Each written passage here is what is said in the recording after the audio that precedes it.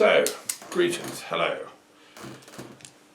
Salam, it's Thomas Daffern here. It's my weekly broadcast on a Sunday. We're on the 2nd of May today, 2021, and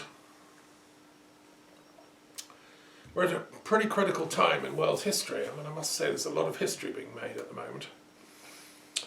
And I'm going to try, and as I've done, recount a little glimpse of it. The job of historians is to see the patterns as they evolve and develop, to study the invisible connecting force fields behind events. The famous magnet and the iron filings experiment. Events are the iron filings. What is it in history that is determining the force fields?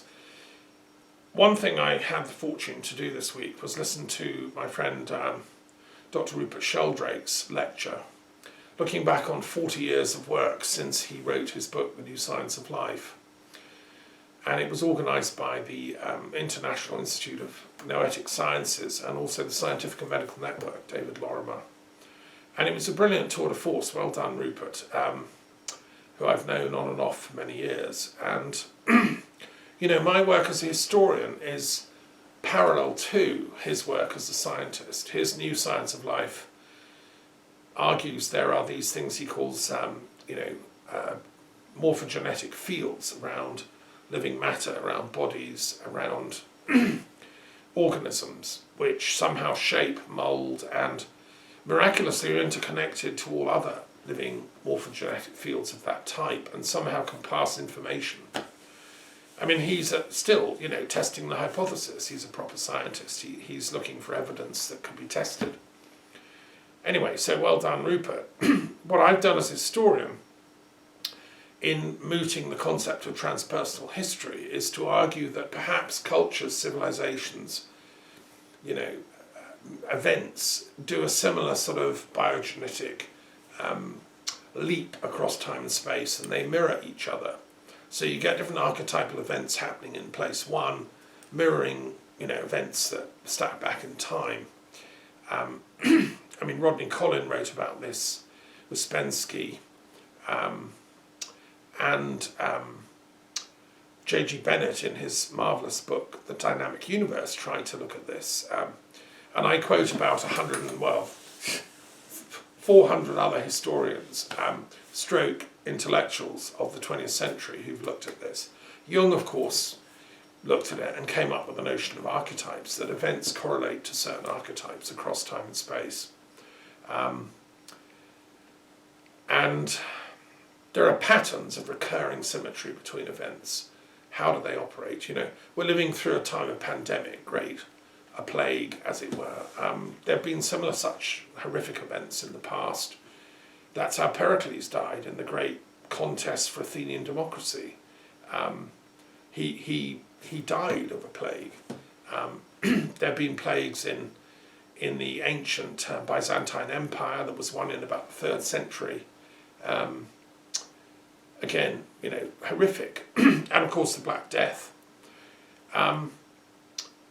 But there are also good events that replicate, and there are beautiful events that happen. A few days ago it was the anniversary of Dante glimpsing Beatrice on a bridge in Florence, and that was it, love for life. Those events are happening right now. People are falling in love in spite of everything. How can historians, by telling the story of the energy fields behind these events, how can we, as it were, find the secret of how to make the good events replicate more than the negative events, The marvellousness of, say, Christ's teachings, can you imagine being there when he was doing the Sermon on the Mount, and that sense of divine energy that was present, or Muhammad giving some of his fantastic revelations, the kind of tingling at the back of the neck of the people in the room or in his domain. How can we replicate Buddha's great sermons that were given as immensely amazing sutras to people listening? How can we plug into the great wisdom fields? So that's what I've worked on as a historian, and I'm still working on it. And my argument is that that's how we'll get peace. by plugging into the wisdom currents of history in the past. We can still plug into them, they're still live. Rupert says somehow, miraculously, and he doesn't know how, all the former human beings that have ever been are sort of living in my force field, helping shape me in my form, and you too. And so we can somehow plug into their form consciousness. Places carry the energy of that. That explains why Tibetan Buddhists can plug into what's called termas, the stored consciousness of a place. That's why Druids can go to a sacred site and plug into the ancestral force field of wisdom. That's why Sufis can do that at a great tomb of a sage, or just, some mountain valley where they know that some Sufi had been. It's why Kabbalists can do it. And tragically, there was a killing recently in Israel. There was a great crush. They were trying to go and celebrate the transmission of the Zohar near Meron in a cave, and people died. But that's how, people have to feel that we can access that transpersonal nature, even up to our death. And that, I think, is the point of transpersonal history. So anyway, it's a sort of parallel hypothesis to Rupert's. And I would love more historians to take up, the banner and carry forward the concepts of transpersonal history, because too many of us have focused on the iron filings, examining in minutiae events and talking about causality, but we never plumb into the hidden dimensions of causality. And so, a lot of history is just the repetition of events for which there's no explanation. Anyway, that's kind of what I've been up to this week. Let me say some other things. I want to share some exciting events really that have been happening. So a couple of days ago I held the monthly World Intellectual Forum event, which I chair. It's a global event. We have intellectuals come and go, each month is slightly different. This month was great. We had some really interesting people. I hosted on behalf of the European branch of the World Intellectual Forum, for which I'm the coordinator, but we have people from other regions, particularly from India this time. And indeed, we spent quite a lot of time discussing the tragedy of the COVID attack and onslaught in India. What's gone wrong? Why is it scything through the Indian population? Is it because of the lifestyle, particularly of the poorer classes in India? They can't do social distancing. I've travelled all over India, and like, being alone is a rarity. You're lucky. People live, cheek by jowl, and often share several to one room. And that is no doubt one of the reasons it's reaping such a terrible harvest, if that's not the wrong metaphor. So all my love to India, to all the people that are working on the front line, the doctors, the nurses, the scientists, the virologists, and so on. It's really important. Also, it's happening in Latin America. We shouldn't just think only India. No, it's going on almost with as much venom in Latin America, another very poor region of the world, with, obviously look at, say, Brazil, Rio de Janeiro, and the slum conditions of some of these great cities, or Mexico City. I mean, it's ravaging there. This is an unbelievable, unprecedented, shocking pandemic in my lifetime. I've never seen anything like this, and I'm sure in your lifetimes. So what is the world doing? What can we do more? That's one of the things we discussed on the World Intellectual Forum. And one idea that came up, and I've been saying this, for some time now, and I've been expecting someone else to do it, and of course nobody's doing it, is that the world has to have a proper commission of inquiry into the etiology. And so, because nobody else is setting it up, we're going to set it up, the World Intellectual Forum, inviting colleagues, scientists, qualified intellectuals, people that actually know their stuff to get involved, and to hold commissioning meetings, inquiries into what's caused this. Etiology is the scientific name for the branch of medicine that deals with causality. And therefore etiology is an important branch of medicine. You can't really cure or regard as cured a pandemic or a plague or anything else unless you really know its cure. And so we're never going to solve this pandemic problem until we know its etiology. And there is, extraordinarily, as yet, no consensus among medical doctors and scientists. There are several theories, and the most common one is that it came from a bat coronavirus in a cave, which leaped into pangolins, leaped into a seafood market in Wuhan, and then jumped to humans. Well, a journalist, described that as about as likely as you're surfing. Your surfboard is attacked by a shark, and at the moment that you're being attacked, a lightning bolt comes down and kills you. It's like such a set of constellated improbabilities that statistically it's virtually off the scale of probability. Well, we will look at the evidence. I don't know enough, and that's why I think I'm quite a good chair. I haven't made up my mind about the etiology of this virus. What are my credentials to chair it and call for this? Well, I'm a philosopher, and including in my skills remit is the philosophy of medicine and the history of medicine. I've taught lectures at the University of Oxford into the history of medicine. I've done my stint in the history of medicine. And I've worked in medicine for years as a junior level in hospitals in Canada and London, but nevertheless enough to see how medicine works. I've known friends who are professors of medicine, historians of medicine, sat in their lectures and so on and so on. So I have a great feel for healing and medicine. And so, I think somebody's got to do this, and if nobody else wants to, help, you're welcome to get in touch and chair this, but it's very important we don't have a sort of fixed opinion on what is the etiology. If you think that theory X or Y or Z is the only one, and that's great, you can come and give evidence to the commission and we'll look at the evidence, but I don't think you should be involved in the management or steering of the commission. So other evidence, of course, has come forward, and quite a lot of people have put this forward, that it is a bioengineered pathogen, that this coronavirus is an augmented pathogen, made even more deadly through gain-of-function research.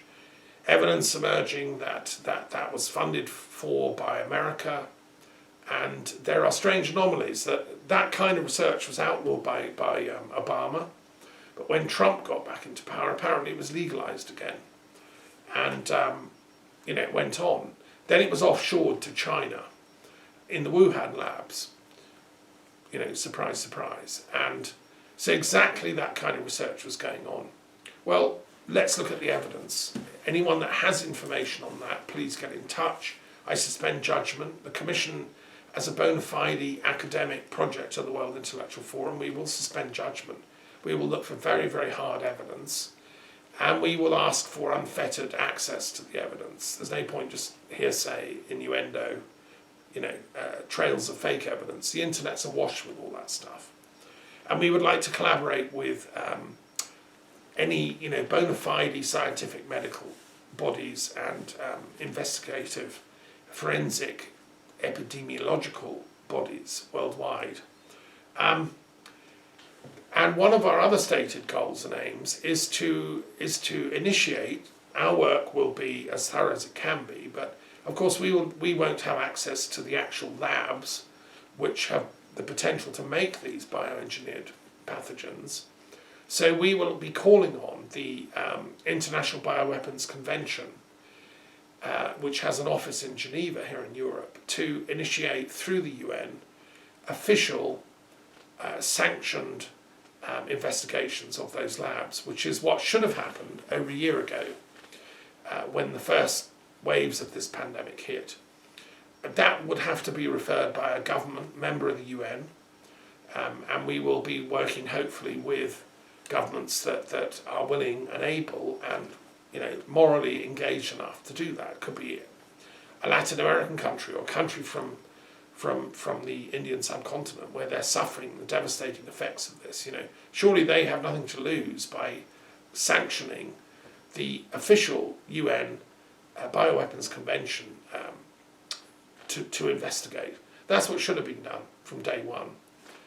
And our Commission of Inquiry, which is autonomous, it's only a gathering of intellectuals, we will nevertheless ask that the official Bioweapons Convention is actioned with the authorisation of hopefully many countries.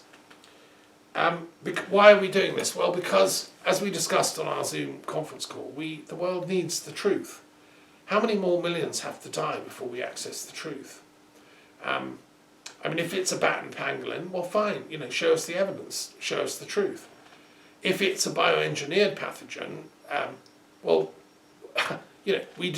we demand the right on behalf of planet Earth and the citizens thereof to see that evidence. Let's just look at so what? So what if it was? So what?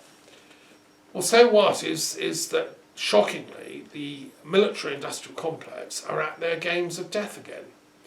Whilst we're all expecting accidental nuclear war and campaigning against that for decades, actually secretly they've been making these unbelievably sophisticated and dangerous bioweapons, and then lo and behold one leaks. This is as shocking as if there was an accidental nuclear war broken out and 10 cities had just got blown up in a nuclear bomb attack. I think if that was happening, we would realise that something was seriously awry, and we would point the finger at the nuclear weapons manufacturers. Who is making these bioweapons? Who was doing gain-of-function research? What corporations? Who was funding it? Those are the kind of questions we'll be asking. And we would like to collaborate with any genuine academics and intellectuals out there, not, people that just sort of set off hares and then do so under fake names and fake identities. This isn't about scare tactics. This isn't about conspiracy theories. This is about actual history. This is about medical research into facts. And okay, so that's one thing to announce, the setting up of this International Commission of Inquiry into the Aetiology of COVID-19. Other things discussed on that World Intellectual Forum I'll come to shortly, but it was a very rich meeting, and thank you to everyone that took part. And come next month, 30th of May it will be. The other thing I want to report this week, I've been working hard on my religious maths book as usual, and lo and behold, I've just finished volume 3. This is epic. This is 4 volumes. That's, I think, all I'll have time for in this lifetime.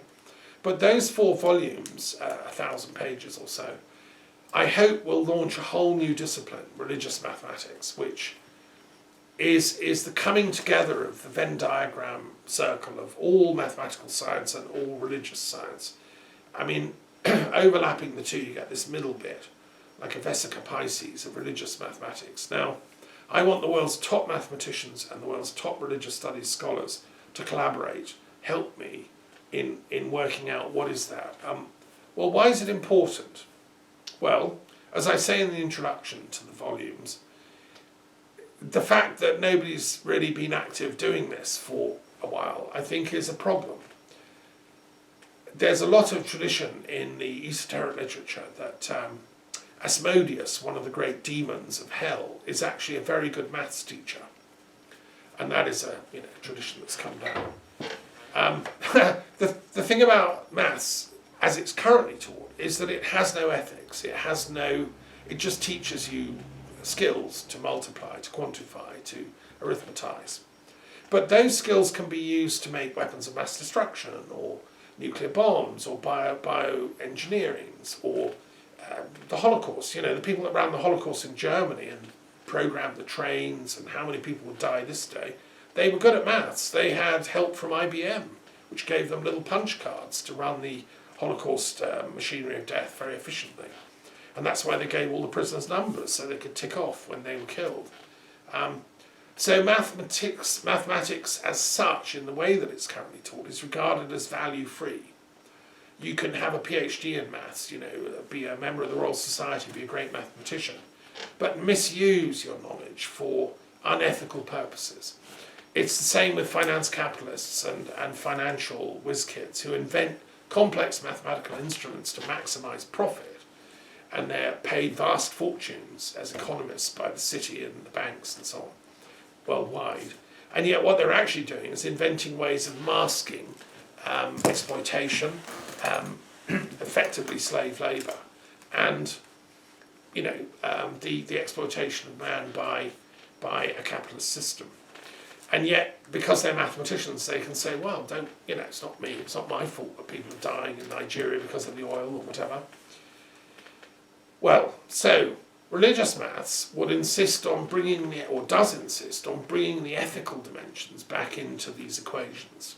Somehow we have to invent a mathematical formula or series of procedures to re-quantify and recalibrate our actual real applied maths in the real world to bring back the ethical dimensions, so that mathematicians running the holocausts of today, which are going on secretly behind the scenes, we don't know about them, or who may have been behind the bioengineering of COVID-19, or who are behind the nuclear weapons industry and its lobbying, those mathematicians can't sleep at night. I don't want them to sleep at night.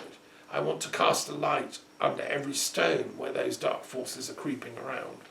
And so Asmodeus is put on notice that this particular druid is on his trail in terms of the re-ethicization of maths as a philosophical and ethical project. Okay, so that's religious maths and why it's important, and you can read the book, which is, volume 3 is currently being spell checked. I mean, it's been an extraordinary journey to write this over the last 3 months. I look back on the themes I've tackled. I mean, chapter 2 I've just been spell checking on the nature of truth. I mean, it's really interesting stuff, actually. I mean, philosophers love the concept of truth tables. They invent ways of analysing sentences for what is true and what is false. But this question of what is truth is incredibly important, actually. Which statements are true? How can we know? And each chapter of these 50 chapters in this volume 3, I take people on a guided tour, like a meditation tour, which you should do with a partner or a trusted friend. On this one, we go to the Courant Institute of Mathematical Sciences in Manhattan, and we have a conference on religious maths and truth. Now, it's fiction, it's a kind of literary device, but I think they're quite effective, these conferences. They're a core part of the book, and we go to places like the Bekaa Valley in Lebanon, we go to Knossos in Crete, we go to Harvard University, we go to Versailles, we go to the Sodilo Hills in Botswana, and so on. There's 50 of these out-of-body experiences. And rereading them, it is awesome, really. And I think this is quite interesting, what I've managed to do. And I'm not saying that as a self-promotion. I'm saying it simply because I've written it almost like in a trance, as if I'm downloading stuff. When I get writing and I'm inspired, there's a kind of, it's as if it sort of comes from the ethers in some way. And so, anyway, have a look at it. It's not published yet. Volume 1 and 2 are out. You've got time to read then. And then Volume 3 should be out by the end of the month. The other thing I just want to share is I had a very interesting dream. I mean, I don't often share my dreams on my talks, but because I'm someone who's sensitive to the collective unconscious, and I love to join up dots, and my whole work as a philosopher is about that. You won't find another thinker who's written about joining the Kabbalah and the runes, for instance. Specialists in one are not specialists in the other, but no, Thomas put them together. You won't find anyone else who's written about religious mathematics. Again, you're an expert in one or the other. Well, I'm putting them together. It's like I'm trying to marry up these different archons, to use a Gnostic term, who are at war with each other. Let's give history a happy ending. Let's let these separate archons fall in love with each other, because there's so much to love about maths, so much to love about religions. Let's get them falling in love. Anyway, I had a rather marvellous dream recently. I've been thinking a lot about Phoenicia and its role in intellectual history. You know, my friend who was recently here, Bel Usher, was from Lebanon partly, and I've never been to Lebanon, but I've always wanted to, and I've been there in my imagination many times, in the days of the old Phoenician sages, in the days of Pythagoras and Thales, who were part Phoenician. And there's a whole long lineage of Phoenician intellectuals in history. And after all, it was Agenor, the king of Phoenicia, of Tyre, who sent out Cadmus, his son, in search of his sister Europa. I mean, I fight so hard to protect the European Union and European society and values and culture because I love Europa. She was a Phoenician princess. And what's not to love about Phoenician princesses, you know? I mean, they combined the best of the Semitic world and the best of the Indo-European cultures of Greece and so on. They were like unbelievably wise, and they were sending ships as far as Britain, and the Druids were in touch with them. And Europa is our duty to maintain that princess, in my opinion. So yeah, the Phoenicians are really quite an extraordinary culture. And then there's the fact that Christ was going to Tyre and Sidon. We know from the Gospels he had disciples there.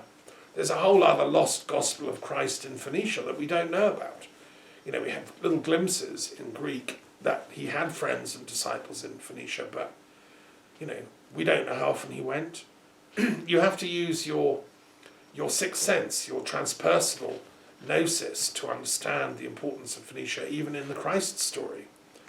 Then there's the Freemasonic traditions of Phoenicia, the fact that Hiram of Tyre, that place again, helped Solomon build the temple in Jerusalem. I mean, what a giveaway is that, you know, as to the importance of the Phoenicians. Even Solomon, the wisest of kings, realised the Phoenicians knew a thing or two about building and architecture, and invited them to help, well, to design his great temple in Jerusalem.